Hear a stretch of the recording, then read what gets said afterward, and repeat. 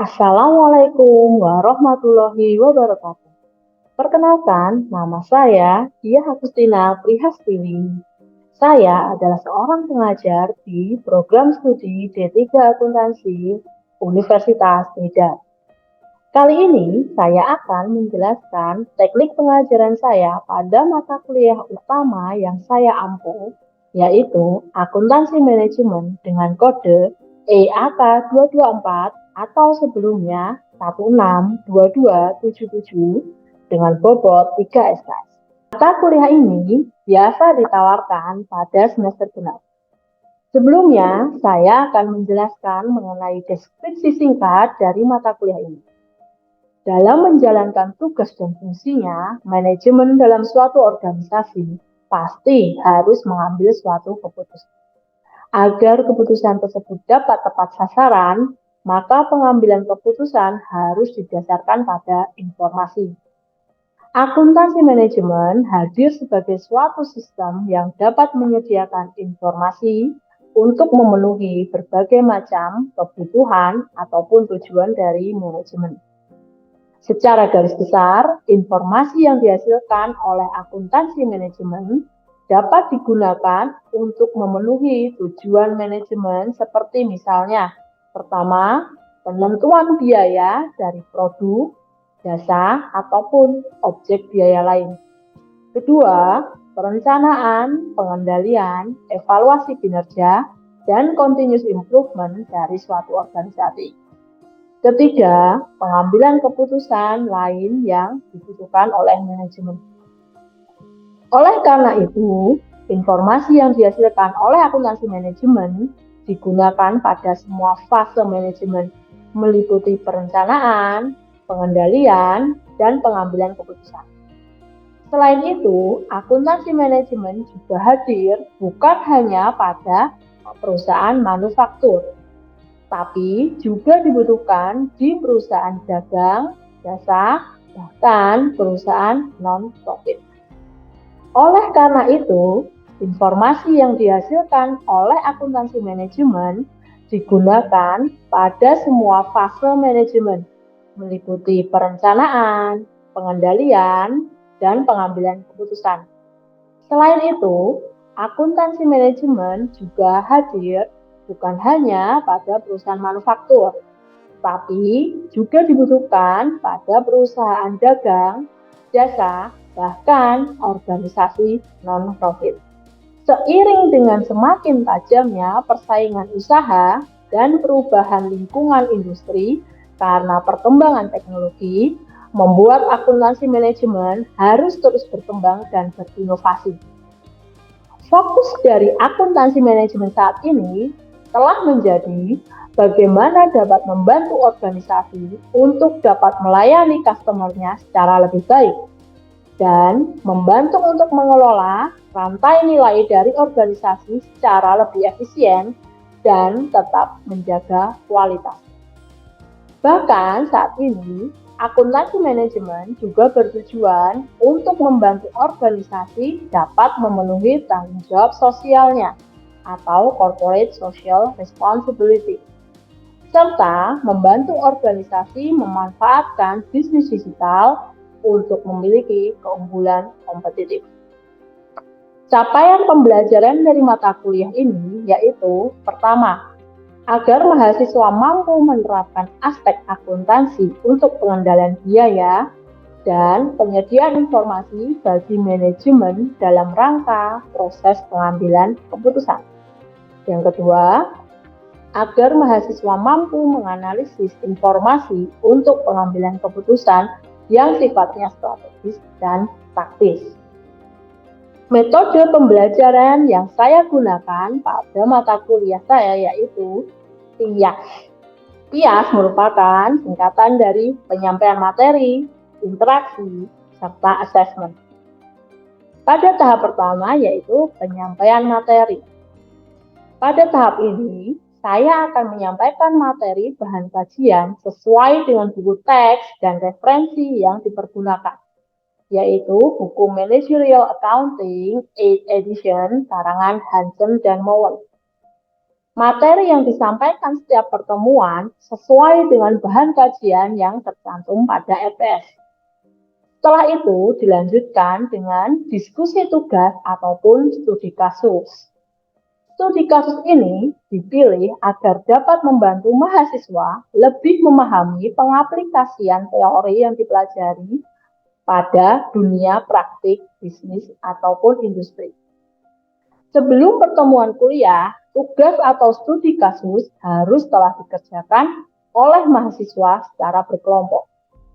Kemudian, saya akan menunjuk secara random kelompok yang harus memimpin diskusi serta pembahasan tugas maupun studi kasus.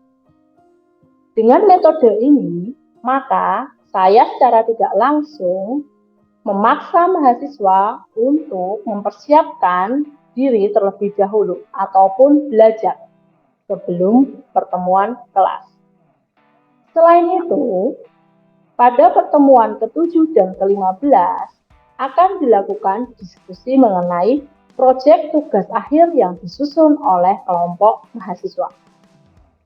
Kelompok mahasiswa diminta untuk melakukan observasi secara langsung mengenai pengaplikasian praktik akuntansi manajemen yang digunakan oleh perusahaan ataupun UMKM real.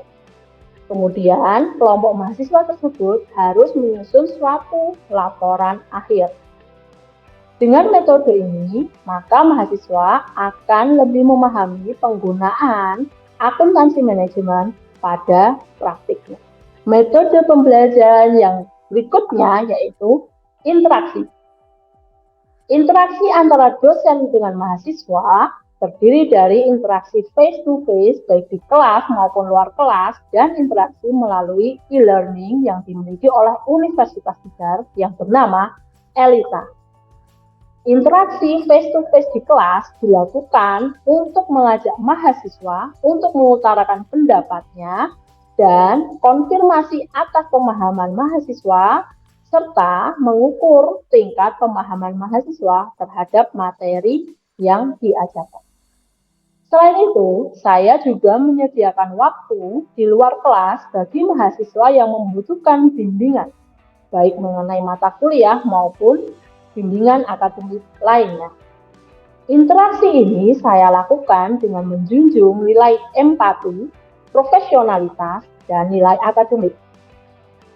Interaksi selanjutnya yaitu melalui e-learning ELITA. Di sini, mahasiswa dapat mengerjakan kuis, mengumpulkan tugas, atau pembelajaran e-learning lainnya yang telah tersedia.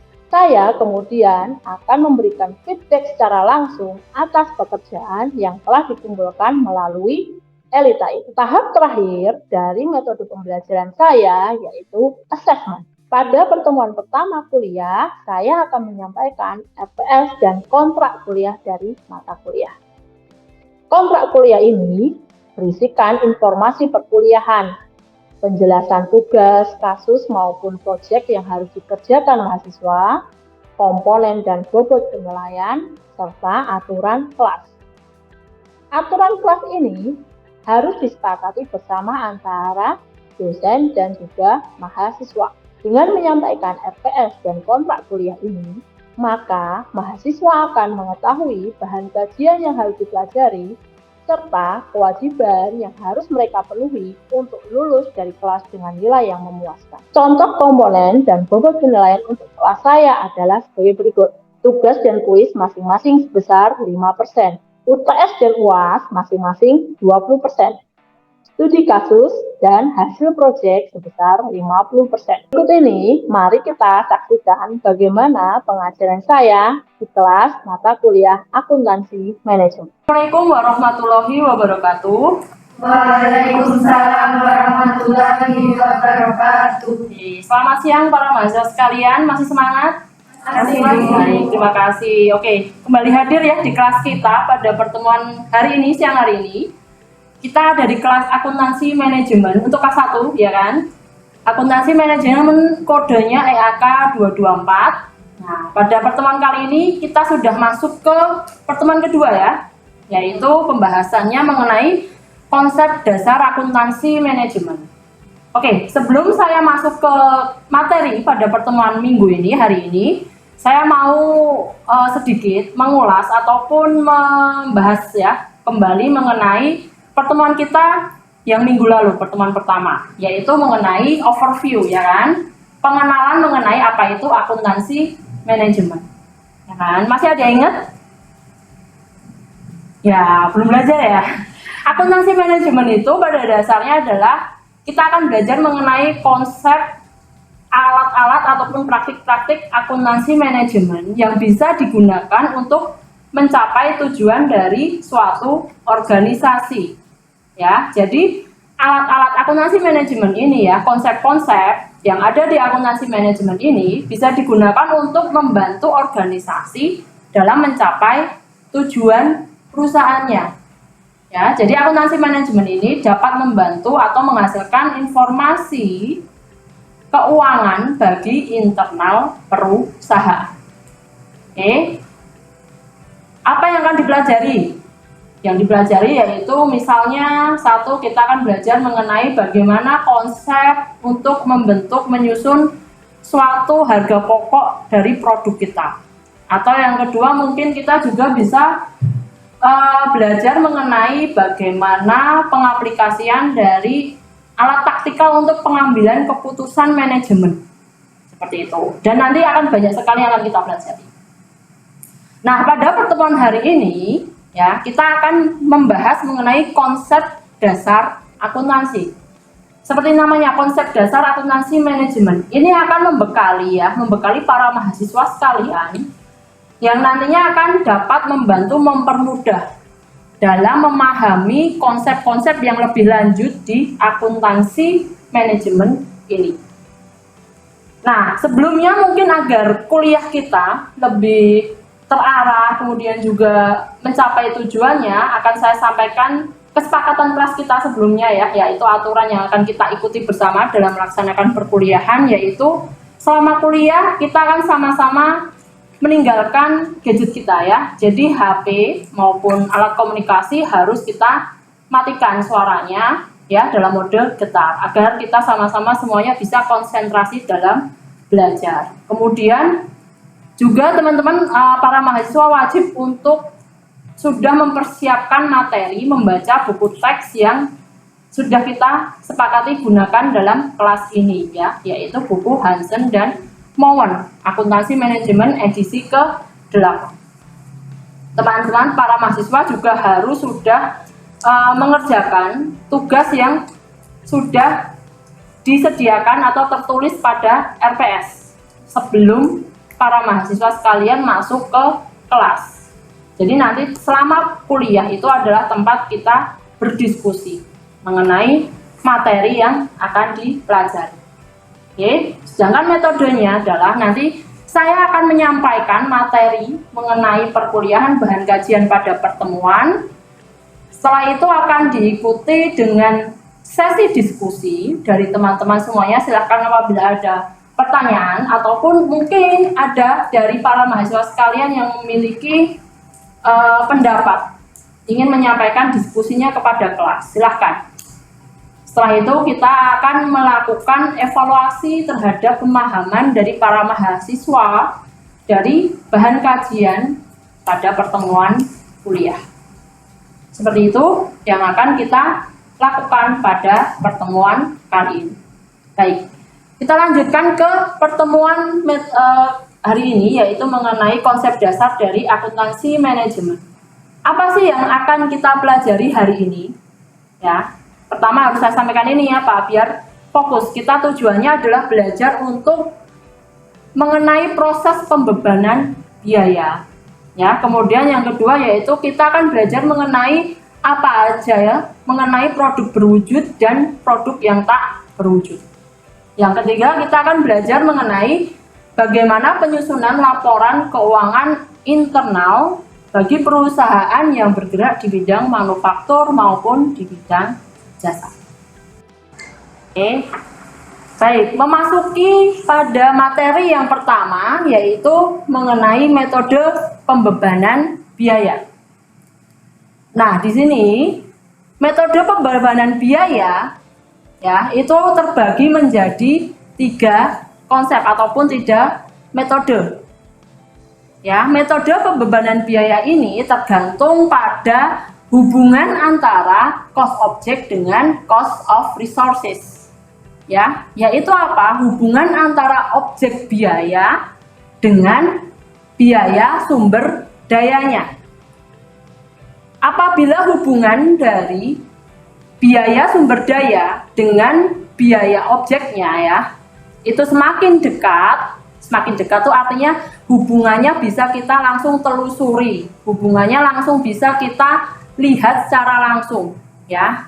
Apabila hubungannya semakin dekat, maka kita bisa menggunakan metode pembebanan yang direct tracing ya, penelusuran langsung. Mengapa? Karena kita bisa langsung melihat hubungan fisik antara penggunaan sumber daya dengan biaya objeknya, objek biayanya. Contohnya apa? Ada yang bisa ngasih contoh? Yang langsung berhubungan antara biaya sumber dayanya dengan objek biayanya. Mungkin Mbaknya bisa ngasih contoh? Mungkin dari pembebanan biaya tenaga kerja langsung. Oke, terima kasih. Ya, tenaga kerja langsung benar ya jawabannya. Itu langsung bisa dilihat secara langsung, itu memiliki hubungan dengan objek biayanya. Sehingga metode pembebanannya bisa menggunakan direct tracing atau penelusuran langsung. Bagaimana biaya tenaga kerja langsung itu memiliki hubungan yang dekat dengan objek biayanya? Contohnya gini, suatu perusahaan garmen pakaian gitu ya, biaya tenaga kerjanya yang menjahit pakaian itu langsung bisa kita lihat, ya enggak? Satu pakaian itu dijahit oleh satu tenaga kerja, maka biaya tenaga kerja yang menjahit pakaian itu akan ditelusurnya dengan penelusuran langsung, direct tracing, seperti itu. Nah, untuk metode yang kedua, ini udah agak jauh nih hubungannya, karena hubungannya adalah berhubungan secara sebab dan akibat. Ya, apabila hubungannya menggunakan sebab akibat, maka pembebanan biayanya menggunakan driver. Yang selanjutnya yaitu mengenai penentuan harga pokok produk. Ya, penentuan harga pokok produk itu merupakan suatu proses di mana kita mau membebankan suatu biaya pada suatu produk. Tapi produk yang dimaksud di sini tidak hanya produk yang seperti bayangan kita yang tradisional, produk dari yang kita beli, tidak.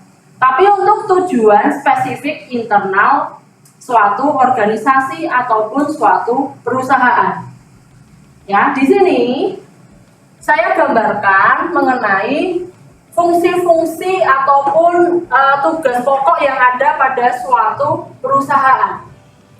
Seperti apa? Suatu perusahaan itu pertama dia melakukan desain dari produknya. Setelah itu dia melakukan fungsi kegiatan pembangunan pengembangan dari produknya. Kemudian setelah dia mengembangkan produknya, ketemu apa produknya? Kemudian dia akan memproduksi produk tersebut.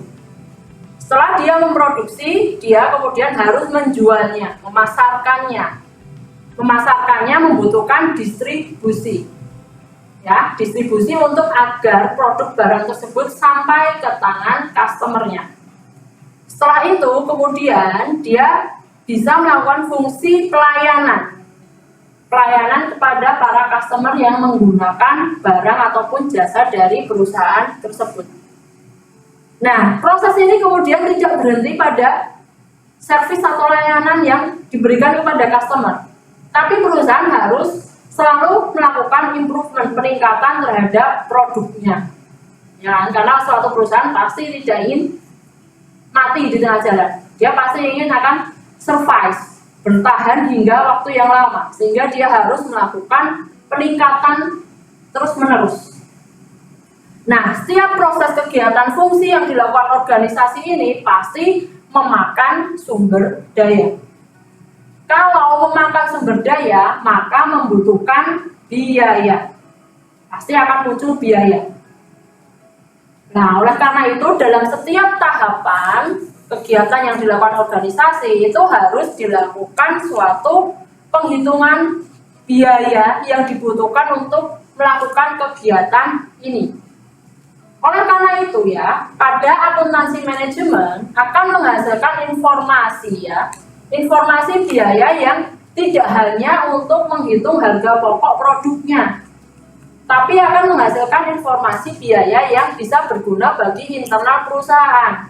Contohnya apa? Pada desain, ya, pada tahap desain. Misalnya kita akan memproduksi suatu mobil.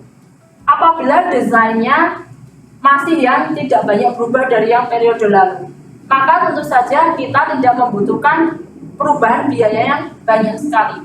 Akan tetapi setelah kita melakukan survei terhadap pelanggan, kemudian kita melakukan analisis terhadap tren pasar, sehingga kita ketahui bahwasanya sekarang customer itu menginginkan model mobil dari produk kita yang futuristik seperti itu.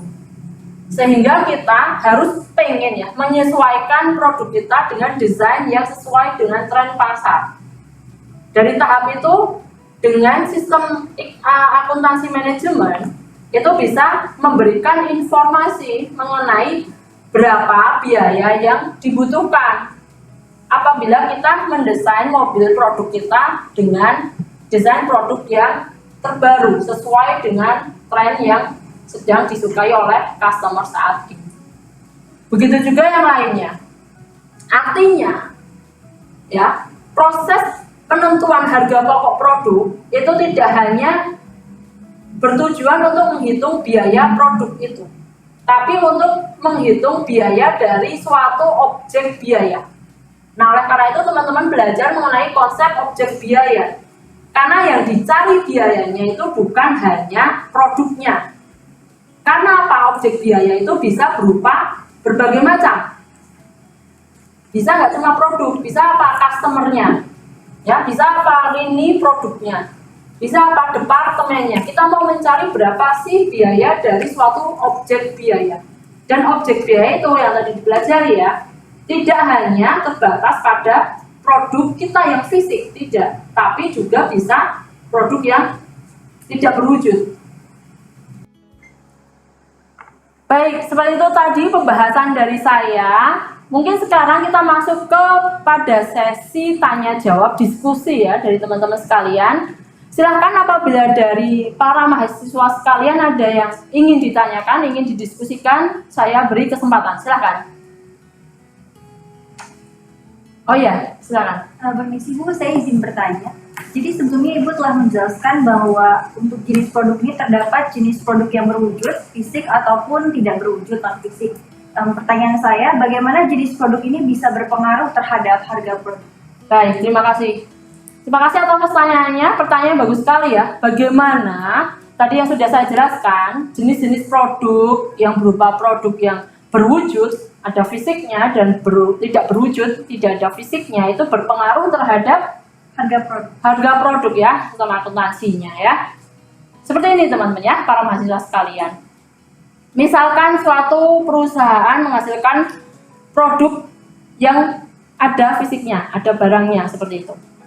Sedangkan yang perusahaan yang lain dia menghasilkan produk yang tidak ada fisiknya. Produk tidak ada fisiknya tadi contohnya adalah berupa jasa seperti itu.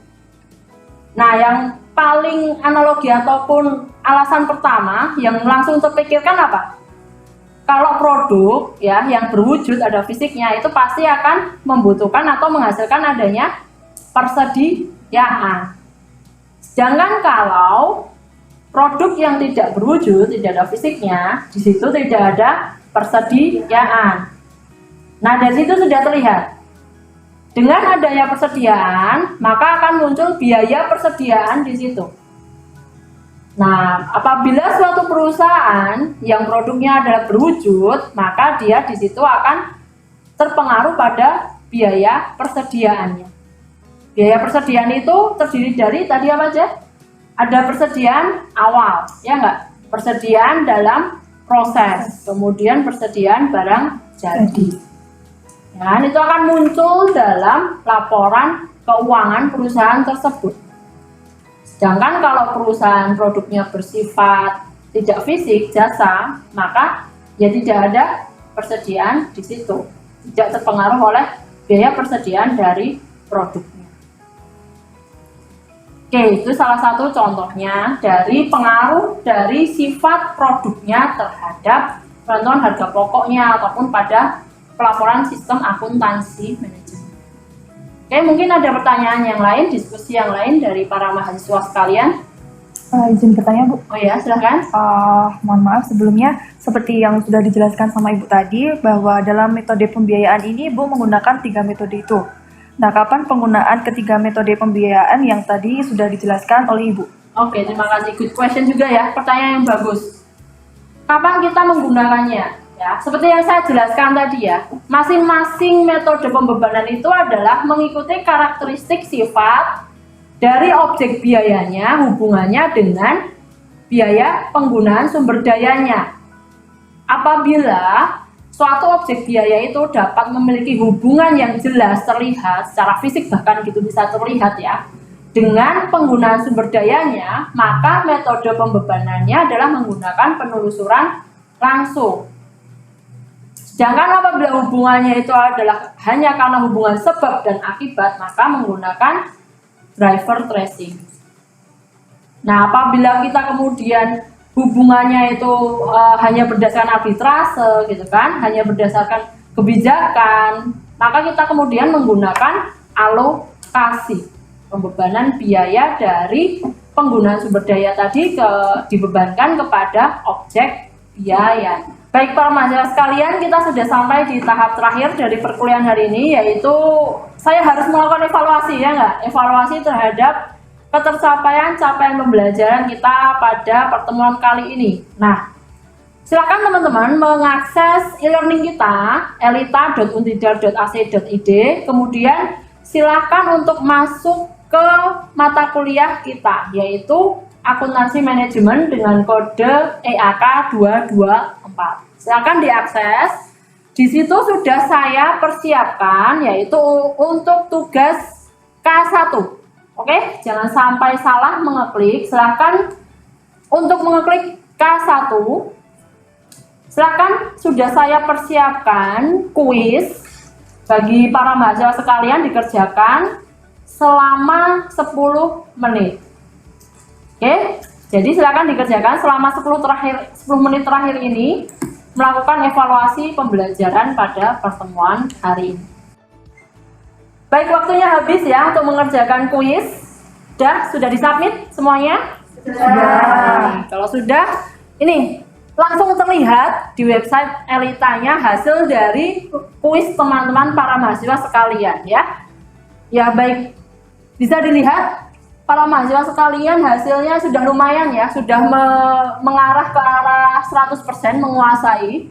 Ya, hanya ada beberapa yang masih harus ditingkatkan ya. Ada ini satu mahasiswa, ada 2 mahasiswa yang bahkan nilainya 100 ya. Selamat kalau seperti itu ya. Oke. Baik, demikian kuliah kita pada hari ini. Semoga bermanfaat bagi para mahasiswa sekalian. Apabila nanti para mahasiswa masih memiliki pertanyaan yang berkaitan dengan mata kuliah ini, mengenai bahan kajian ini, atau bahkan para mahasiswa sekalian mau bimbingan mengenai akademik ataupun non-akademik pun juga boleh, tapi jangan persoalan pribadi ya, cukup yang berhubungan dengan kuliah. Silakan hubungi saya, ruangan saya ada di lantai 1 di ruang dosen D3. Baik, terima kasih atas partisipasinya, perhatiannya pada pertemuan hari ini. Kita bertemu lagi minggu depan. Jangan lupa untuk mengerjakan kuis yang ataupun tugas yang harus sudah dipersiapkan sebelum kuliah dimulai. Baik, kita bertemu lagi minggu depan. Wassalamualaikum warahmatullahi wabarakatuh. Waalaikumsalam warahmatullahi wabarakatuh.